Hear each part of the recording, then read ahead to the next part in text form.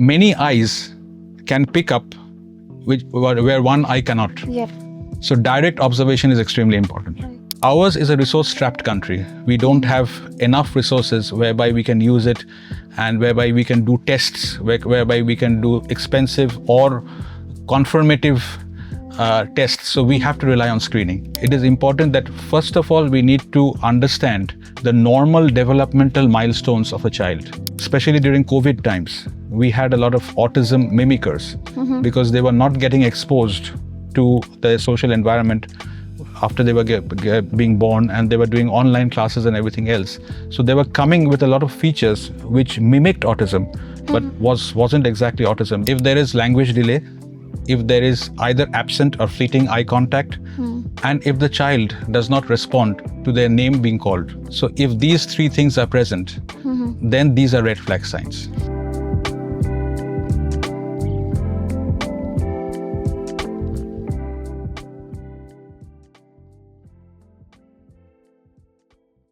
Many of us felt different, but never quite knew why. Maybe they and their families have spent years trying to fit in, questioning why life is harder than it should be. What if the answer was something they were never told to look for? Welcome to another episode of India Autism Center podcast, where we discuss about autism with honesty, care, and hope.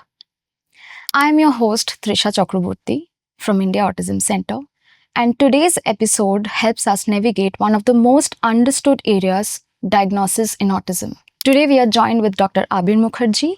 He comes with over 30 years of experience in comprehensive psychiatric assessment, child and adolescent mental health, and more. Welcome, sir. Thank you. We are so happy to have you here. Thank you. Me too. It's a pleasure. Let's start with a very common confusion. What is the difference between screening, assessment, and diagnosis?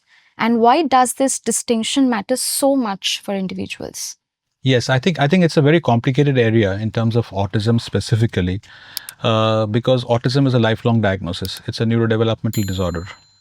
And over the years, the awareness of autism has increased many folds. But parallelly, as the awareness has increased, parallelly also there has been a lot of confusion with regards to what we call autism, what we don't, because we don't have a specific biomarker. Yeah.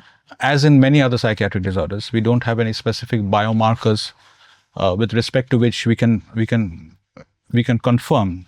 Like, for example, I can give a parallel in terms of diabetes. In diabetes, if the fasting blood sugar level is above 125, then we make a diagnosis of diabetes mellitus, and then we start medications. Right. Below 125, it's lifestyle measures. Between 110 to 125, it's lifestyle measures. So there's a specific biomarker, there's a specific test. Right. But in autism, we don't have. Unfortunately, we yet don't have. Maybe in the future we will. So we have to rely on our clinical judgment and on some specific signs and symptoms. And there are some rating scales which have developed, which are reliable and validated Right. in populations, in children as well as in adults. And we have to rely on those. So it's a mixture of all these things whereby we can confidently make a diagnosis of autism and avoid false positives as well. So, especially during COVID times, we had a lot of autism mimickers because they were not getting exposed to the social environment after they were being born, and they were doing online classes and everything else. So they were coming with a lot of features which mimicked autism, but wasn't exactly autism, because after COVID was finished and after they started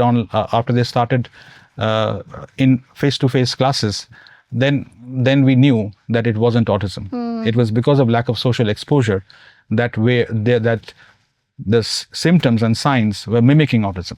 Yeah. So coming back to the main issue about what we need to do. Yeah. So ours is a resource-strapped country. We don't have enough resources whereby we can use it and whereby we can do tests, whereby we can do expensive or confirmative tests. So we have to rely on screening. So screening can be clinical as well as screening can be on the basis of instruments. In terms of clinical screening, and also the American Association of Child and Adolescent Psychiatry, as well as many other organizations in the world, have made screening for autism mandatory. Right. Whenever the child comes to the, that child clinic, Yeah. and comes to a pediatrician or a developmental pediatrician, so it becomes mandatory, and especially at the age of 18 months and 24 months. So why is it important?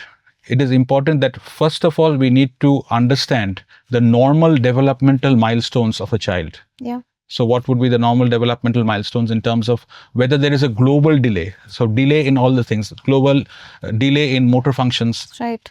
language, Right. and other areas of functioning, activities of daily living. So if there is a global delay, if there's a delay in all these features, then it is not autism. If there is a specific deviance, as we call it. So what is deviance? So the motor skills will develop normally. Yeah. But there would be deficiency in language skills, in social skills. Right. So if there is a deviance in specific skills vis-a-vis other skills which develops normally, so that would point us maybe that we are dealing with autism. Right. There are simple 3 things, if that is present in a child, that should warn us with regards to at least go for something more specific, even before screening. If there is language delay, if there is either absent or fleeting eye contact, and if the child does not respond to their name being called. Yeah. So if these 3 things are present, then these are red flag signs. So these are very basic red flag signs, very easy to identify. Any carer, any non-professional, any school teacher can identify these things. And if this happens on a consistent basis. Right. So that would lead to the second stage. If possible, if at all, the child is attending a child clinic, and there comes the primary care physicians or the pediatricians, or even the school, or even in a district level, the Anganwadi workers, or those who are responsible for the child's well-being. So in any of the centers, there is a screening tool which is called MChat. Yeah. And so it is called MChat revised and follow-up. So follow-up has to be done by the professionals, but the MChat R scale can be done by anyone. So it's a simple yes or no questionnaire with 20 items. And if the child scores less than, 0 to 2, that would mean that the child doesn't have autism. In between 3 to 7, there is a moderate risk. Right. And in that case, if there is a moderate risk, then it goes towards the next stage. That is the MChat F follow-up. Okay. So basically what it means is that in those areas, say for example, if the child has scored 4, so there would be 4 areas where there would have been a yes answer. So that has to be then, in this follow-up questionnaire, it is more detailed. So each individual question has a subset where it is more prolonged. Not prolonged. It is more elaborate. Right. Whereby you can make a diagnosis, or whereby you can get to the next step. So on the next step, the child who was in the moderate risk between 3 to 7, if they are assessed, and if they score either 2 or above 2, so then they would go for detailed assessment. Right. So from screening, they go to assessment. Right. And if a child scores between 8 to 20, they will straight away go for assessment. So there is no mid In path. between. There's no in between path. But again, if there is more doubt, if there is doubt that no, we don't want to go for the MChat because we don't have the facilities available, or it is quite apparent straight to the naked eye that this child does exhibit features of autism. So there is no point in going through this MChat thing. Right. You can straight away go for the assessment. Okay. Right. And the other thing is that I was talking about the development before this. So if the child exhibits features of autism below the age of 1 year, if these features are present below the age of 1 year, then we are dealing with someone who has moderate to severe autism. So subtle autism wouldn't manifest before the age of 2 years. So the commonest time of manifesting autism, whereby we have a mild autism spectrum, will be between 1 to 2 years. That is why the need of scales like MChat, because MChat can be used in children between the age of 16 months to 30 months. So that would be enough, because below 16 months, clinical features would be enough. So below 16 months, if we doubt that a child has autism, clinical features would be enough. Right. Now coming to the second stage of assessment. Assessment will be more detailed. Yeah. So that can be on the basis of scales, or that can be on the basis of simple clinical, like experienced clinicians making a diagnosis. So Right. what are the things we look into? We look into the developmental history in more details. We do a cognitive profiling. Language, so speech and language therapists would be involved. So they would do a language assessment. Right. So a cognitive assessment, a language assessment, and assessment of adaptive skills. Right. So these three combined together, along with the developmental history, along with excluding comorbidities, like comorbidities in terms of other diagnosis. Right. Okay, like whether I was mentioning about global developmental Yes. delay, or not only in the neurodevelopmental spectrum, even in the emotional spectrum. Yes. If the child has mood disorders. Okay, so excluding the comorbidities, and very, very importantly, it can either be done on a basis of advanced scales, which again we are resource strapped, which might not be possible, like ADOS or ADIR. Those are very, very detailed scales, takes 45 minutes to 1 hour. It's a resource strapped country. We don't have options. Observing the child, because there are a multidisciplinary team is involved in the assessment. Yes. So we have a speech therapist, we have occupational therapists, we have doctors, psychiatrists, or psychologists. So many eyes can pick up where one eye cannot. Yep. So direct observation is extremely important. Right. Right. So there is no, observing the child when the child is playing, observing the child when the child is interacting with others. Yeah. So there is no substitute for it. So direct observation followed by all the other things which I mentioned. Yeah. So that would be a detailed assessment. Right. And to substantiate it, we can use something like an ISA. Because what happens is, why is ISA important? The ISA is the Indian Autism scale. So it has 40 items, and you can, on the basis of less than 70, there's no autism. 70 to 106, 103 perhaps is mild, and then you have all the gradations, and it covers all the areas which I mentioned. So giving an ISA becomes important because we are scoring, and on the basis of the scoring, there are lots of things. Sort of the services can be geared according to the score in that ISA scale. Right. And also disability certification is possible.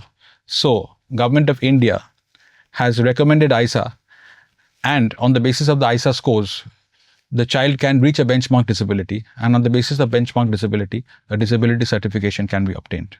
Right. So no clinical observations. Clinical observations are for our day-to-day, sort of day-to-day interactions, as well as to planned services.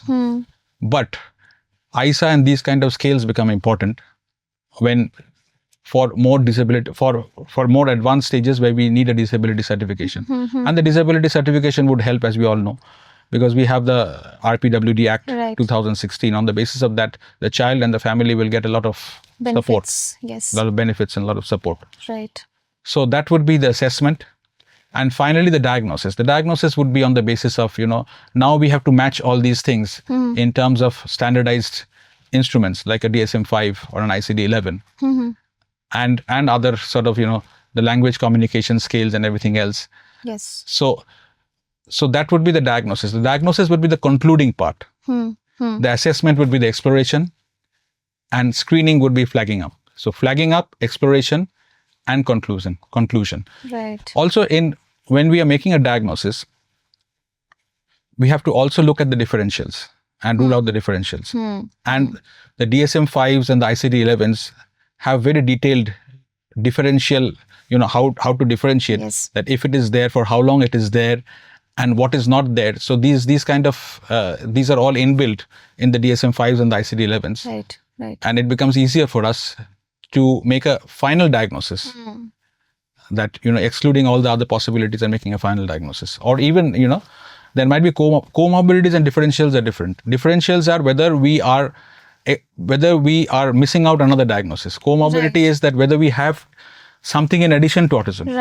Right. So this would be the fundamental difference between the two. Great. Moving on. But before we continue, here's a quick look at who we are at India Autism Center. Imagine a space designed not just to care for individuals with autism, but to empower them. A place where knowledge grows, support flourishes, and possibilities expand. This is India Autism Center. It is built to redefine how we approach autism. Through education, research, and community-driven initiatives, we create an environment where individuals with autism can thrive.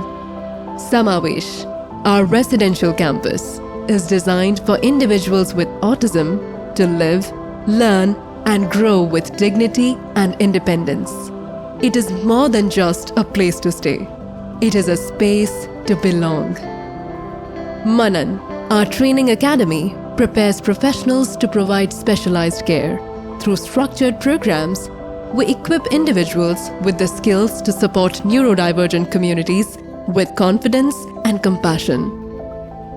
Khoj, our research division, is dedicated to advancing our understanding of autism. Through data-driven studies and collaborative research, we work towards shaping the future of neurodiversity. Moving on, sir. What actually happens when someone goes for an autism diagnosis? Is there a single test or multiple? And how is this diagnosis actually done? I think we have already covered it in terms of, no, there isn't any single test. Right. So we have to we have to do a screening test first. And we have to rule out other, we can also do a sort of, to rule out the other tests, to rule out the other possibilities, we can do an IQ test or a DQ test. So below the age of 5 years, it's called a DQ test. And after the age of 5 years, it will be an IQ test. Because, it is more developmental and before the age of 5, and after 5, because the child goes to school and gets a lot of academic inputs. So it becomes more of an IQ test. Right. As well as to exclude other physical health conditions which can be contributing, ruling out thyroid, ruling out sensory impairments, extremely important. Doing a beta test, as we call it, BERA test. Yes. To do some other tests if necessary, to rule out some genetic conditions which might be contributing to autism. Okay, so if that needs to be ruled out, I mean, it's not imperative. Again, I'm repeatedly mentioning about our country being resource strapped. Yeah. So unless we suspect a fragile X, unless we suspect a Down syndrome, unless we suspect something of an exotic kind of genetic syndrome, we don't need to refer. And there are specific criteria for that. So if there is some facial features, some features, like extra finger or something, some kind of other features, if we can note in a child, then only we refer for genetic testing. Right. But we rule out other physical health conditions, we rule out other mental health conditions. We do other more, if we can, if we have the resources, we can go for ADOS or ADIR.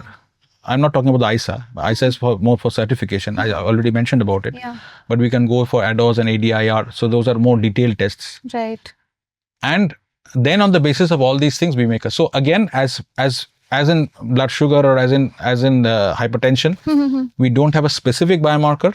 So there is no single test or there's no single clinical feature which would help us to make a diagnosis. Yeah. So it is a combination of, again, the DSM-5, I'm not reiterating what is there in DSM-5, we'll get anywhere, the resources are there. So DSM-5 doesn't make a diagnosis on the basis of one symptom. Right. Like the child doesn't have an eye contact, then the child has autism. Right. So that might be, so basically what the screening, the initial screening, the 3 points I mentioned, so that would make us suspect that the child might have autism. Right. But if on the basis of those 3 symptoms, we make a diagnosis, then there will be a lot of false positives. Right. Right. So that is why the importance of going in these steps, step by step, to finally make a diagnosis. So there are so many screening tests available for autism. How to know which one is authentic and recommended for autism? I think the ones which are reliable and validated. So MCHAT is one screening test which is used 16 to 30 months. ISA can be used both as a screening test as well as for primary diagnosis.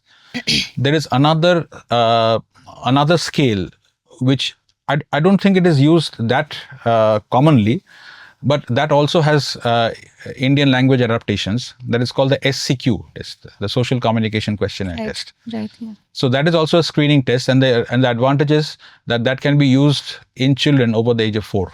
Okay. And then if we miss the diagnosis at an early age, that's an entirely different game altogether, Yeah. like high functioning autism and things like that. And then we get into the adult group, and there we find, so that again, it will be first clinical, and then it can be sort of, sort of substantiated with other scales. But we can come to that later on in our discussion. Right. Can they be trusted in all situation? What do you think? The screening tests? Yes. Not really, because there are loads of stuff which are coming in the online and all the other places. So we have to be very, very mindful that on the basis of that, it is true for therapies, it is true for everything, but it is also true for assessment.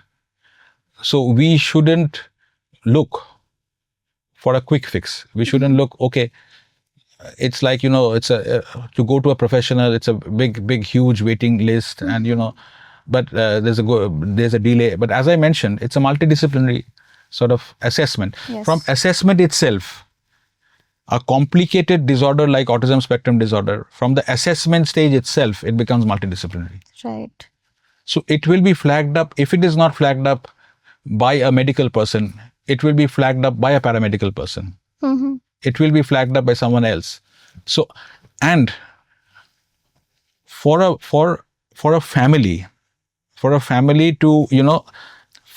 it is important that the 3 or 4 points I mentioned. Right. So on the basis of that, they can visit anyone.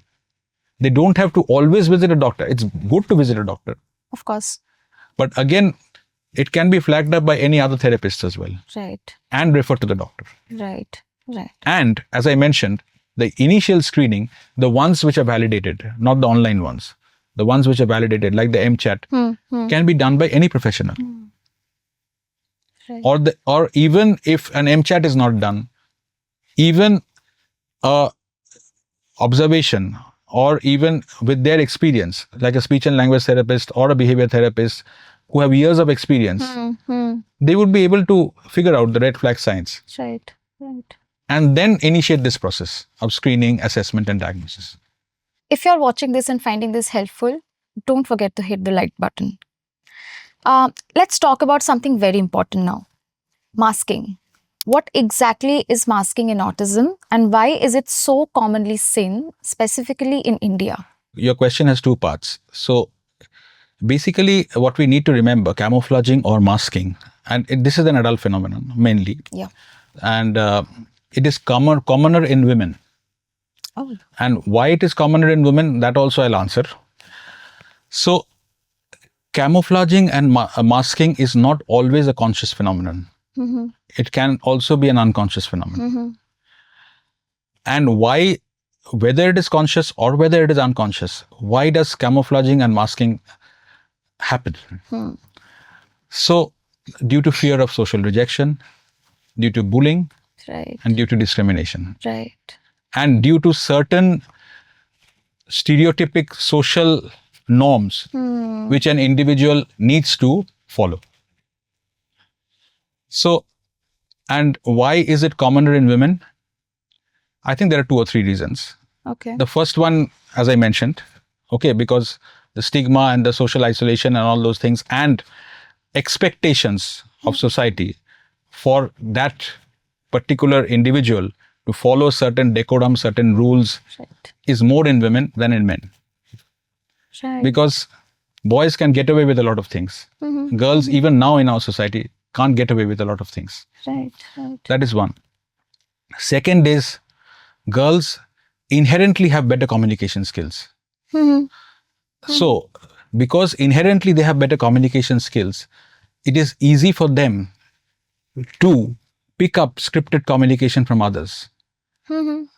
So when they see another, they can mimic it. They can mimic the social cues.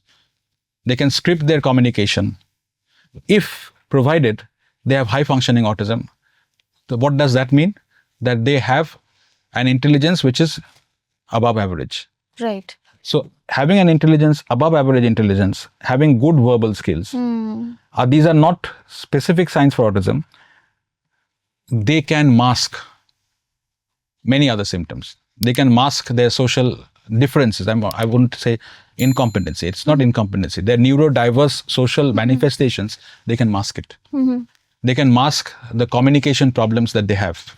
If we go at the core features of autism, and then if we kind of sort of try to extrapolate, so the first thing which is done in masking is suppressing the stimming, as we call it. Okay, suppressing the stereotyped movements. Right. Okay. So that requires a lot of effort. That doesn't come easily. They have to hide all their other kind of, all their other kind of stimming activities and everything else. The second, as I mentioned, about mimicking social cues.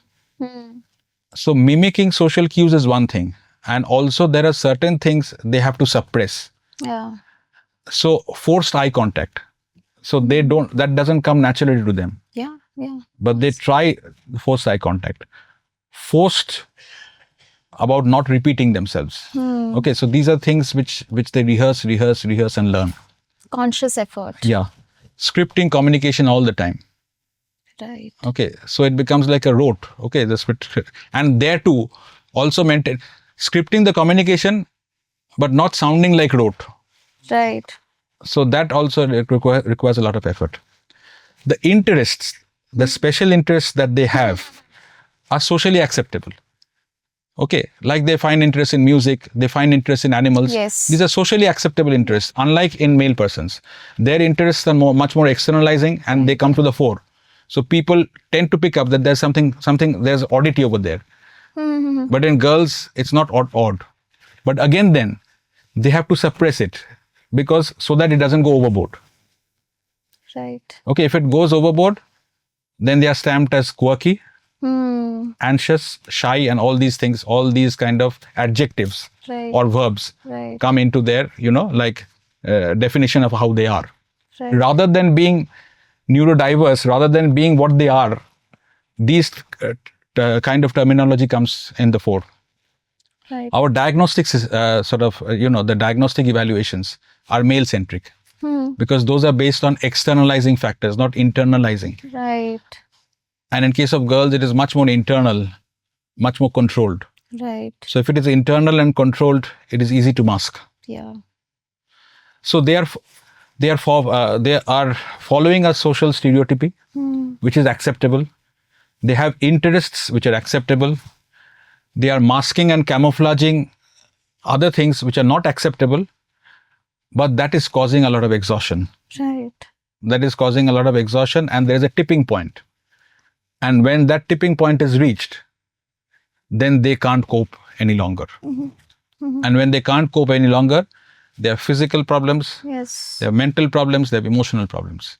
Right. So physical problems as in somatizations, GI intolerance, even metabolic syndromes. Okay. In terms of mental, suffer from anxiety, depression. Even many have been misdiagnosed as borderline personality disorder, bipolar disorder. Okay, because of their manifestations, because of their mood swings, being moody and all those things. So they have been wrongly diagnosed. Yes. So they have received a wrong diagnosis for a significant part of their lives. So if you receive a wrong diagnosis, you receive wrong treatment, you receive wrong management. Of course. So when this tipping point is reached, that is where the burnout happens, and that is where all these other things come into the fore. And they remain extremely confused about what they are really, whether they are this or that. Right. This is where it gets a bit tricky.